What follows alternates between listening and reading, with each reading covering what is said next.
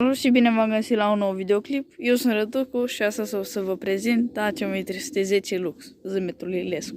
Acesta este o Dacia din 1999, prin noiembrie făcută, ceva gen. Cam așa arată.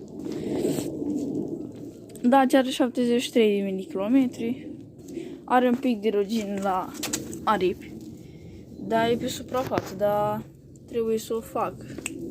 Nu știu când, săptămâna asta, poate să filmez. E murdară, dar nu contează. O să vă arăt mergi și proiectoarele la ea. Asta i-am pus-o eu.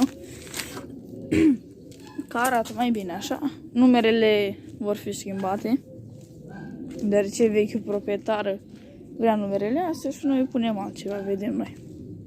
Cam așa arată interiorul. Fețele de uși sunt stas. Bordul necrăpat. Aici arată super bine. Aici n-am asta de la brichetă, dar e aici. Și asta e albă aici. Am avut un încărcător și da. Prețurile sunt diferite. Dar tot de Dacia. Piatra Neamț pe aici scrie. Volanul e schimbat ca de unul de Supernova. Chiar e de pe o Supernova roșie. 73.000 de kilometri. Cam așa arată. Castofonul e vechi. Îl schimbăm și pe acesta. Astea sunt scaunele. Griul ăsta care e exact ca plafon. Aproape. Nu știu.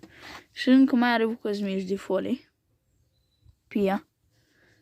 Și pe partea cealaltă. Haideți să vă arăt și în spate. Dar nu focalizează. Așa. Prețurile nu sunt originale. Sunt schimbate. Vine 1300. La fel fețele de uși. Aici în spate. Nu este găurită sau ceva ca să punem boxe sau...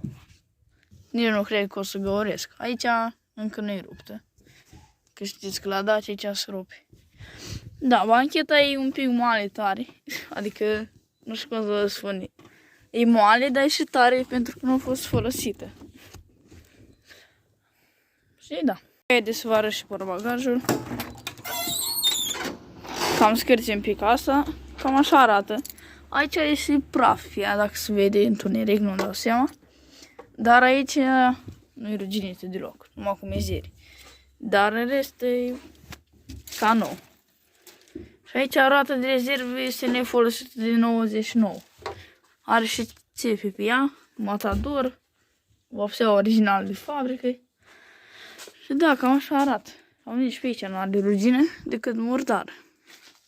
Dar nu contează.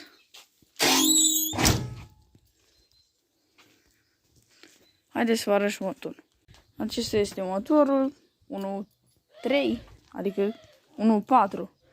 Cum ar veni când certificat scrie 1390 ceva parcă sau 80. I-am pus eu din astea. Nu știu cum să vedeți, cauciuc ca să acopere la arcul pe față. Are capacul de cone roșu. Acum nu știu dacă e schimbat, dar nu cred că e schimbat. Nu știu, nu-mi dau seama. Aici la serie este cu negru aici. Adică se duce negru, dar mai este cu negru. Da. Aici are etichetele. Tot ce a fost schimbat la motorul ăsta au fost bujiile, platina și capacul de la pompă de apă. Adică ăsta, de aici. Și are un pic de jos, cred că e joc. Cred că trebuie iar schimbat. Că, na. Și bateria a fost schimbată. În rest, totul e original la ea. Că vă întrebați unde LX-ul este aici. Nu l-am pornit de 2 zile și în 2 zile am aici un cireș. Și a venit graure și mi-a murdărit-o. Nu știu dacă se vede pe cameră. Încă sus, pe acolo. N-am ce le faci. Ăștia sporumbei. Și da. LX-ul e la fel. Volanul cred că e schimbat. El l-am luat de pe, da. De pe asta l-am pus pe aia. Asta nu e de pe asta. Asta e originalul la Dacia asta. Și la Dacia aia, asta adică albă, avea tot din asta. Asta va urma să-i pun geamuri fumurii și cam atâta, adică să fie așa un pic tonată și toba vreau să-i o schimb ca să bării un pic și cam atâta. Uitați să dați un like, un share și un subscribe și noi ne vom auzi data viitoare. Pa, pa!